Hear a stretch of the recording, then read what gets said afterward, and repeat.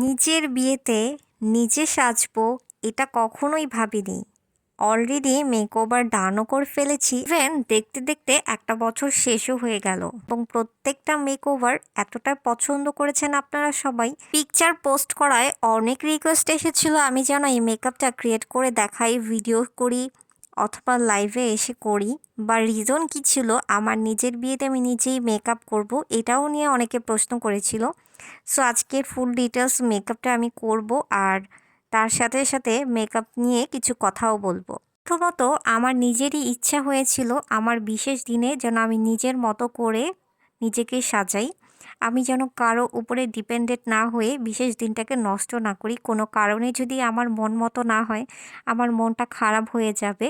That's why আমি নিজের মন মতো করেই সাজার জন্য নিজের মতো করে প্রিপারেশন নেই, হালকা পাতলা, যেহেতু আউটফিট তখন কেনাও হয়নি অলরেডি। বাট আমার বাসায় এবং আমার শ্বশুরবাড়ির সবাই চেয়েছিল আমি যেন কোনো ভালো একটা জায়গা থেকে সেজে নেই। তার সাথে আমার হাজব্যান্ডের অনেক ইচ্ছা ছিল যে আমার সাজ ওরা অনেক বেশি পছন্দ, আমি যেন নিজেরটা নিজেই সাজি, এটা আমার হাজব্যান্ডের ইচ্ছা ছিল। দ্যাটস ওয়াই ফাইনালি প্রত্যেকটা প্রোগ্রামে আমি নিজেরটা নিজেই করে নিয়েছিলাম। যেমন আমার কাবিনের সাজ এবং হলুদের দুইটা সাজ, মেহেন্দির সাজ, বিয়ের সাজ, প্রত্যেকটা সাজই আমি চেষ্টা করেছি এক এক রকম লুক রাখার। আগে থেকে প্রিপারেশন নিলে হয়তো আরও বেটার হতো, বাট তারপরও আমার কাছে অনেক ভালো লেগেছে। প্রত্যেকটা সাজই আমি ডিফারেন্স রাখার চেষ্টা করেছি এবং রাখতে পেরেছি।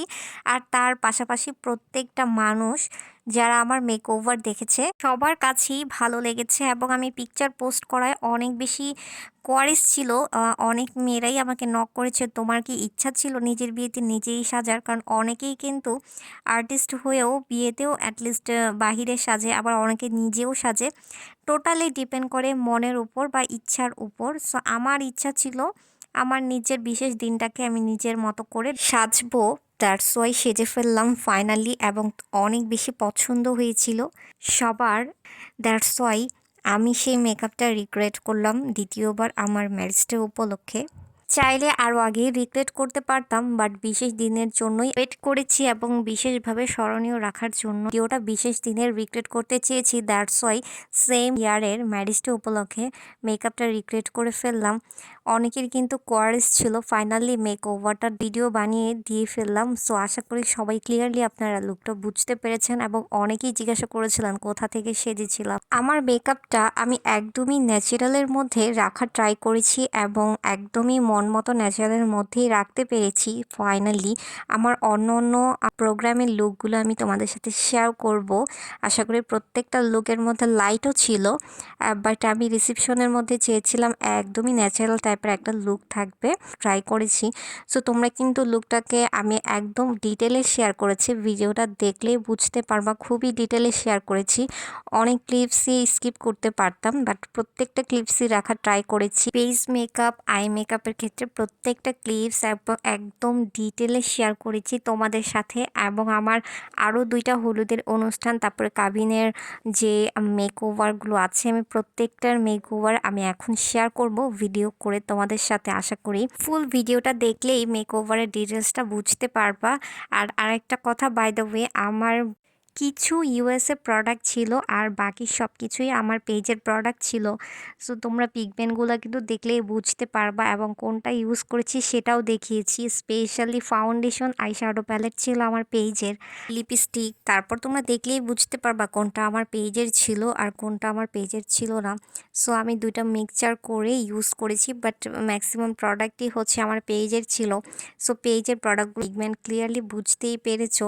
সো এইসব ব্রাইডাল মেকআপের ক্ষেত্রে বা হচ্ছে একটা ভারী পার্টি মেকওভারের ক্ষেত্রে ইজিলি ফাউন্ডেশনগুলো নিয়ে নিতে পারো আর আইশ্যাডো প্যালেটটাও নিতে পারো। আমি যে আইশ্যাডো প্যালেটটা ইউজ করেছি এটার মধ্যে দুই টাইপের গ্লিটার পেয়ে যাচ্ছ, chunky glitter, as usual glitter, শিমারও পাচ্ছ, ম্যাটও পাচ্ছ, আবার হালকা কালারও পাওয়া যাচ্ছে, আবার হচ্ছে নুড কালারও পেয়ে যাচ্ছ, ডার্ক কালারও পেয়ে যাচ্ছ। সো তোমরা পিগমেন্টগুলো দেখলে বুঝতে পেরেছো। লেন্সটাও আমার পেজেই পেয়ে যাবা আর আমার প্রোডাক্টের পিগমেন্ট কিন্তু আমি ডিটেলে শেয়ার করেছি। সো তোমরা পিগমেন্টগুলো দেখলেই বুঝতে পারবা। সো তোমরা যদি এই প্রোডাক্টগুলো পারচেস করতে চাও আমাদের পেজে এই প্রোডাক্টগুলো পারচেস করতে পারবা। আইশ্যাডো প্যালেট, ফাউন্ডেশন এবং এভরিথিং সব কিছু কোয়ারিজ করে নিয়ে নিতে পারবা। আমাদের এই প্রোডাক্টগুলো অ্যাভেলেবেল আছে। যে কোনো মেকওভার করতে গেলে প্রোডাক্টটা অবশ্যই ভালো কোয়ালিটি হলে মেকওভারটাও মন মতো হয়। যেমন যে কোনো ফাউন্ডেশন বেস মেকআপ ক্রিয়েট করতে গেলে সুন্দরভাবে মিক্স ম্যাচ হলে জিনিসটা অনেক বেশি সুন্দর লাগবে এবং স্যাটিসফাইড লাগে। ঠিক তেমনি আইশ্যাডো প্যালেটের পিগমেন্ট এবং গ্লিটার, তারপর শিমার যদি মন মতো হয় তাহলে কিন্তু সাজটা অনেক বেশি ভালো লাগে। আর অনেক গ্লিটার ইউজ করতে গেলে কিন্তু গ্লু ইউজ করতে হয়। আমাদের এই গ্লিটার ইউজ করতে কিন্তু কোনো প্রকার গ্লু ইউজ করতে হয় না।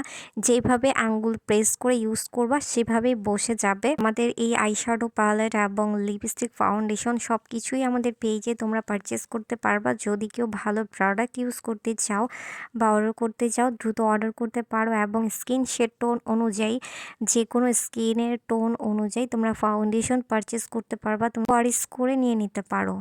সিমাডোর একটা nude colour lipstick shade number 2 সেটা ইউজ করেছি। এই একদমই মিষ্টি একটা কালার, মানে আমার লেহেঙ্গার আউটফিটের সাথে একদম কালারটা ম্যাচিং ছিল। এখানে একটু লাইট লাগতেছে বাট পারফেক্ট ম্যাচ ছিল।